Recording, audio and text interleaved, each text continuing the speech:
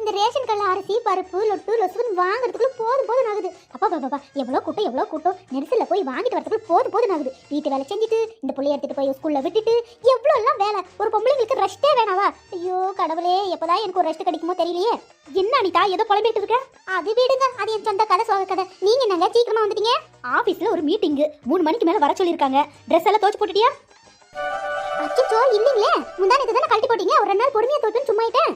ஏண்டி, எனக்கு இருக்கிறது நல்ல ட்ரெஸ் ஒரு 2 3 தான். அதுவும் துவைக்காம விட்டா நான் என்ன தானே ஆபீஸ் போட்டுட்டு போறது? சொல்லி பாக்க. வீட்டுல வெட்டியா தானே கிடக்க, சும்மா தானே இருக்க. இந்த வேலை கூட செஞ்சு வைக்க கூடாதா? அப்படியா? காலையில நீங்க ஆபீஸ் போகும்போது உங்களை எழுப்பி உங்களுக்கு டிஃபன் காஃபி எல்லாம் செஞ்சு தரது யாரு? நீதான். நீங்க கலட்டி போடுற துணியெல்லாம் துவைச்சு வைக்கிறது யாரு? அதுவும் நீதான். நீங்க பெத்து போட்டது அதை குளிப்பாட்டி பள்ளிக்கூடத்துக்கு அனுப்பிச்சு வைக்கிறது யாரு?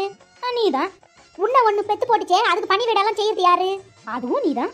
அப்புறம் இந்த வீட்டு வேலை, தோட்ட வேலை, கடைக்கு போயிட்டு வர்றது, சமையல், இதெல்லாம் யார் செஞ்சு வைக்கிறா? அக்கோஸ் அதெல்லாம் நீதான். வேற யாரு?